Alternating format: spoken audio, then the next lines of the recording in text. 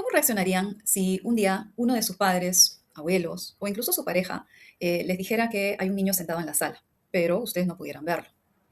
Tal vez pensarían que tuvo un mal sueño, que está confundido o que simplemente se equivocó. Pero, ¿y si fuera una de las primeras señales de que su cerebro está cambiando? Buenas noches, profesora y compañeros. Hoy quiero invitarlos a conocer la historia de Don Miguel. Él es un profesor jubilado de 74 años, cuya vida comenzó a cambiar de una forma que ni él ni su familia podían comprender, ¿no? Y a través de su historia vamos a descubrir qué es la demencia con cuerpos de Lewy y qué es lo que ocurre dentro del cerebro cuando aparece esta enfermedad, ¿no? Y por qué el trabajo del neuropsicólogo es tan fundamental para entender o comprender mucho más que solo un diagnóstico. Ok, antes de hablar de la enfermedad, me gustaría que primero conociéramos a la persona, ¿no? Entonces les presento a Don Miguel. Tiene 74 años y durante más de 3 décadas él trabajó como profesor de literatura. Su vida siempre estuvo rodeada de libros, conversaciones y le encantaba enseñar, ¿no? Fuera del aula, él también disfrutaba de las cosas sencillas, ¿no? Como cuidar su jardín, le gustaba caminar todas las mañanas, le gustaba compartir tiempo con su esposa, con sus hijos y con sus nietos, ¿no? Y era una persona completamente independiente. Don Miguel organizaba sus actividades solo, conducía un carro, ¿no? Y mantenía una vida bastante activa, ¿no? Si alguno de nosotros lo hubiera conocido en ese momento, probablemente habría pensado que era un adulto mayor que estaba envejeciendo de una manera completamente normal, ¿no? Pero, como suele ocurrir con muchas enfermedades neurodegenerativas, los cambios no aparecen de un día para otro, ¿no? Son pequeños, ¿no? Casi imperceptibles al comienzo, ¿no? Y precisamente por eso son a veces tan difíciles de identificar, ¿no? Entonces, sin que nadie lo imaginara, esa rutina tranquila va a comenzar a cambiar en Don Miguel. Como suele ocurrir en muchas enfermedades neurodegenerativas, todo comenzó con cambios muy sutiles, ¿no? Al comienzo nadie pensó que estuvieran relacionados, ¿no? Pero una de las primeras señales que aparecieron fue durante la noche, ¿no? Que su esposa comenzó a notar que don Miguel hablaba mientras dormía, ¿no? A veces gritaba, movía los brazos, eh, parecía estar actuando lo que soñaba, ¿no? Y al principio los dos pensaron que simplemente eran pesadillas o que estaba durmiendo de forma inquieta, ¿no? Pero unas semanas después ocurrió algo que llamó un poco más la atención, ¿no? Un día don Miguel estaba sentado en su sala y aseguró haber visto a una niña sentada ahí, ¿no? Lo describía con una naturalidad y seguridad que era difícil pensar que simplemente lo estaba imaginando, ¿no? Porque para él esa niña había sido completamente real, ¿no? Y con el paso del tiempo empezaron a aparecer otros cambios, ¿no? Habían algunas mañanas, por ejemplo, que él hablaba con total claridad, ¿no? Como siempre lo había hecho, mientras que en otras mañanas parecía totalmente confundido, ¿no? Le costaba mantener la atención, ¿no? Y adicionalmente sus movimientos se hicieron más lentos, ¿no? Empezó a caminar con cierta rigidez, ¿no? Si observamos cada uno de estos síntomas por separado, podrían parecer problemas completamente diferentes, ¿no? Pero cuando comenzaron a aparecer juntos, la historia cambió por completo, ¿no? Entonces la pregunta era si es que existía una sola enfermedad capaz de explicar todo lo que le estaba ocurriendo. Ok, después de reunir o juntar toda la información y observar cómo evolucionaban los síntomas, ¿no? Los especialistas comenzaron a sospechar de una enfermedad que muchas personas no conocen, ¿no? Que se llama la demencia con cuerpos de Lewy, ¿no? Esta enfermedad es particular porque se trata de la segunda causa más frecuente de demencia neurodegenerativa, ¿no? Después de la enfermedad de Alzheimer, aunque con frecuencia no se reconoce en sus primeras etapas, ¿no? Y lo que la hace tan particular es que no afecta solamente la memoria, ¿no? Desde el inicio también puede comprometer el movimiento, el sueño, la atención y la percepción visual, ¿no? Y esto explica por qué don Miguel presentaba síntomas que en un principio parecían no estar relacionados, ¿no? Pero, ¿qué está ocurriendo realmente dentro de su cerebro? Bueno, todo comienza con una proteína llamada alfa-sinucleína, ¿no? En condiciones normales, esta proteína participa en la comunicación entre las neuronas, ¿no? Pero en la demencia con cuerpos de Lewy empieza a acumularse de forma anormal, ¿no? Y empieza a formar pequeños depósitos que son conocidos como cuerpos de Lewy, ¿no? Entonces, estas acumulaciones lo que hacen es alteran la comunicación entre las neuronas y con el paso del tiempo generan o producen un daño progresivo en distintas regiones del cerebro, ¿no? Entonces, como consecuencia, empiezan a aparecer alteraciones cognitivas, dificultades motoras, trastornos del sueño, ¿no? Y las alucinaciones visuales que vimos en el caso de Don Miguel, ¿no? Pero si todo comienza con una proteína, ¿cómo es posible entonces que termine afectando tantas funciones diferentes del cerebro, ¿no? Entonces, para poder responder esta pregunta, primero pues tenemos que observar qué es lo que sucede dentro de una neurona. Ok, hasta ahora sabemos que la causa del problema está relacionada con la acumulación de alfa-sinucleína. Pero ¿qué significa realmente eso? Para entenderlo, imaginemos por un momento que las neuronas forman una enorme red de comunicación y que gracias a esa red podemos recordar, prestar atención, movernos, ¿no? Interpretar lo que vemos e incluso dormir, ¿no? En una neurona sana, la información viaja de una célula a otra de manera rápida y coordinada. Pero cuando existe la demencia con cuerpos de Lewy, la alfa-sinucleína comienza a plegarse, ¿no? Y a acumularse donde no debería. Entonces, con el tiempo, esta acumulación da origen a los llamados cuerpos de Lewy, ¿no? Que son estos pequeños depósitos que interfieren con el funcionamiento normal de las neuronas. Entonces, como que en consecuencia, la comunicación entre ellas deja de ser eficiente, ¿no? Algunas señales van a llegar con dificultad, otras no llegan correctamente, ¿no? Y las diferentes redes cerebrales comienzan a perder coordinación. Entonces, lo más importante es que este proceso no afecta solo una región del cerebro, ¿no? Se va extendiendo a diferentes áreas y cada una de ellas cumple funciones específicas, ¿no? Por ejemplo, cuando se compromete la corteza occipital, ¿no? Que es encargada del procesamiento visual, pueden aparecer alucinaciones, cosa que experimentó Don Miguel, ¿no? Si se afectan los lóbulos frontal y parietal, comienzan las dificultades para mantener la atención, para planificar actividades y tomar decisiones, ¿no? Cuando el dueño alcanza la sustancia negra, ¿no? Aparece rigidez muscular, ¿no? Y lentitud en los movimientos también. Entonces, en otras palabras, una sola enfermedad puede terminar alterando distintos circuitos cerebrales, ¿no? Y es justamente por eso que don Miguel comenzó a experimentar síntomas que eran tan diferentes entre sí. Ok, pero ¿cómo se traduce todos estos cambios en la vida diaria de la persona? Eso lo vamos a ver en la siguiente diapositiva. Ok, ahora que entendemos lo que ocurre dentro del cerebro de Don Miguel, es más fácil entender por qué empezaron a aparecer estos cambios en su día a día, ¿no? Uno de los principales aspectos afectados fue la atención y las funciones ejecutivas.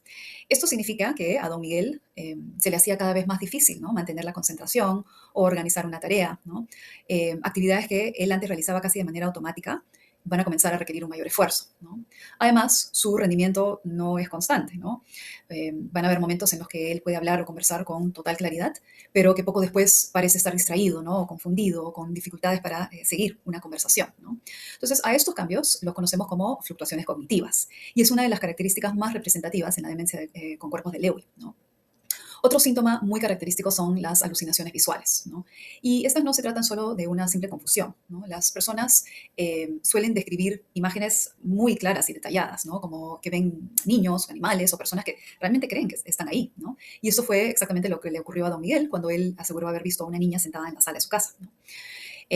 Con el paso del tiempo también van a o pueden aparecer signos de parkinsonismo, ¿no? Que es la lentitud de los movimientos, rigidez muscular, ¿no? Y esto puede generar dificultades para moverse y caminar, ¿no? Y estos síntomas, bueno, se deben a que la enfermedad también afecta los circuitos cerebrales que están encargadas del control del movimiento, ¿no? Muchas personas también tienen un trastorno de conducta del sueño REM, ¿no? Durante esta fase del sueño, el cuerpo normalmente permanece relajado, ¿no? Para poder evitar que actuemos nuestros sueños, ¿no? Sin embargo, en esta enfermedad, este mecanismo puede alterarse, ¿no? Por lo que la persona puede hablar, gritar, mover los brazos, tal vez cuando duerme, ¿no? Eh, lo interesante de este trastorno es que puede aparecer varios años antes, ¿no? De que los síntomas cognitivos sean evidentes, ¿no? Entonces, pero esto lo convierte en una pista bastante valiosa para obtener un diagnóstico temprano, ¿no? Y como pueden ver, la demencia con cuerpos de Lewy no afecta solo una función del cerebro, ¿no? Compromete la atención, las funciones ejecutivas, la percepción visual, el movimiento y, bueno, el sueño, ¿no? Entonces, es precisamente esa combinación de manifestaciones lo que permitió comprender que todos los cambios que está experimentando don Miguel, ¿no? Formaban parte de una misma enfermedad. Mm. Ok, pero reconocer los síntomas es solamente el primer paso, ¿no? La siguiente pregunta es, ¿cómo podemos confirmar que realmente se trata de una demencia con cuerpos de Lewy, ¿no? Entonces, para responder eso, debemos realizar una evaluación clínica y neuropsicológica integral. Hasta este momento hemos conocido la historia de don Miguel, comprendido qué ocurre dentro de su cerebro y hemos visto cómo todos estos cambios comienzan a manifestarse en su vida cotidiana, ¿no? Sin embargo, como futuros psicólogos, no podemos confirmar un diagnóstico únicamente observando síntomas, ¿no? Necesitamos integrar diferentes fuentes de información. Entonces, el primer paso es hacer una historia clínica detallada. Y esto nos va a permitir conocer cuándo que comenzaron los cambios, cómo ha evolucionado, ¿no? Cuál es su impacto en la vida diaria, ¿no? De don Miguel. Después se lleva a cabo una evaluación neuropsicológica, ¿no? Donde podemos explorar funciones como la atención, las funciones ejecutivas, la memoria, sus habilidades visoespaciales, ¿no?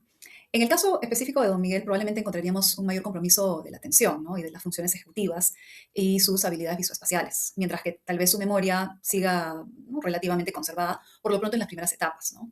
También vamos a recurrir a biomarcadores y a estudios de neuroimagen, muy importante, ya que aportan información complementaria, ¿no? Y ayudan a descartar otras enfermedades, ¿no? Y finalmente, con todos estos hallazgos que se integran mediante el juicio clínico, ¿no? Y lo que se va a hacer es comparar la información que se ha obtenido con los criterios diagnósticos que van a ser establecidos, obviamente, para la demencia con cuerpos de Lewy, ¿no?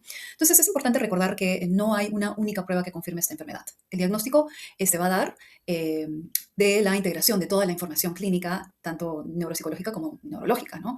Y una vez establecido el diagnóstico, el siguiente paso es igual de importante, ¿no? Porque acá es que vamos a decidir cómo es que podemos ayudar a don Miguel a mantener su autonomía y su calidad de vida. Una vez confirmado el diagnóstico, el siguiente paso es preguntarnos cómo podemos apoyar a don Miguel, ¿no?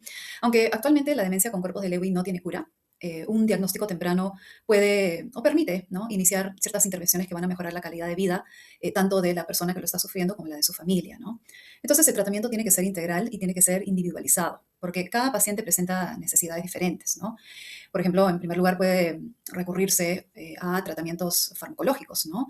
Porque esto puede ayudar a controlar algunos de los síntomas cognitivos, motores o hasta incluso conductuales, ¿no? Pero es un tratamiento que no depende solo de medicamentos, ¿no? Entonces también, por ejemplo, se puede buscar la estimulación cognitiva, ¿no? Y lo que busca esto es preservar las funciones que aún se conservan, ¿no? Y va a favorecer la autonomía durante más tiempo, ¿no? También la actividad física, esto ayuda a mantener la movilidad, ¿no? El equilibrio y la independencia en las actividades de la vida diaria, ¿no? Además, va a ser muy importante un apoyo psicológico y familiar, ¿no? Porque esto permite que la persona que está sufriendo la enfermedad y también los cuidadores comprendan mejor la enfermedad, ¿no? Y afronten los cambios con más seguridad, ¿no? Finalmente, la adaptación del entorno es muy importante, ¿no? Porque esto ayuda a crear espacios más seguros y va a facilitar que la persona continúe desenvolviéndose con más independencia, ¿no? Entonces, definitivamente, el objetivo del tratamiento no es solamente controlar los síntomas, ¿no? Más bien tiene que ver con ayudar a personas como don Miguel a mantener la mejor calidad de vida posible, ¿no? Durante el mayor tiempo posible. Y precisamente dentro de ese proceso de acompañamiento es donde el neuropsicólogo va a desempeñar un papel muy importante. A lo largo de la historia de don Miguel, hemos visto que la demencia con cuerpos de Lewy afecta mucho más que solo la memoria, ¿no? Y es por eso que el neuropsicólogo cumple un rol, un papel fundamental durante todo este proceso, ¿no?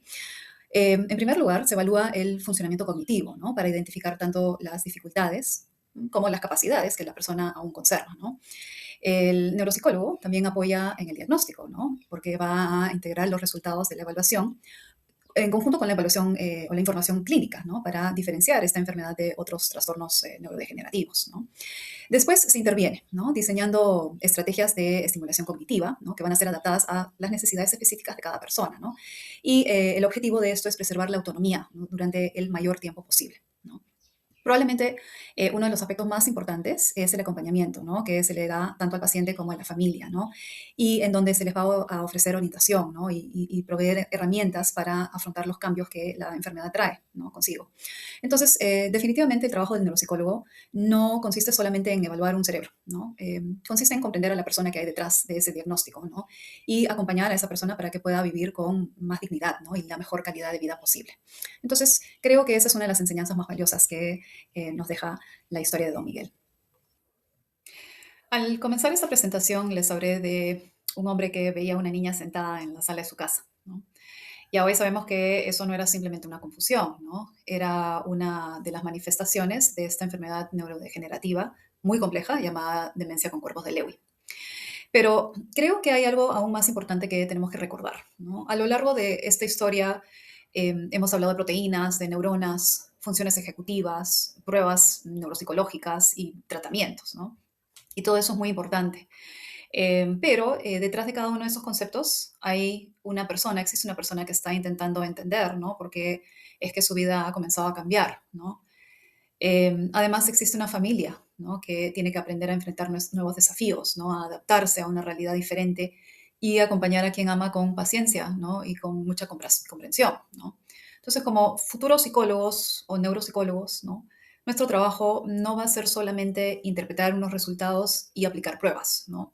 Yo creo que nuestro mayor desafío va a ser comprender, entender a la persona en su totalidad, ¿no? Y reconocer sus capacidades, respetar obviamente su dignidad y acompañar a esa persona con mucha empatía en cada una de las etapas del proceso, ¿no? Don Miguel es un caso ficticio, ¿no? Pero las personas que se enfrentan o viven con esta enfermedad son muy reales, ¿no? Y cada uno de ellos merece profesionales que sean capaces de combinar tanto un conocimiento científico como una atención que es humana, ¿no? Porque creo que al final, detrás de cada síntoma, obviamente hay una historia, ¿no? Hay una familia y hay una persona que sigue necesitando ser vista, escuchada y comprendida. Muchas gracias por su atención.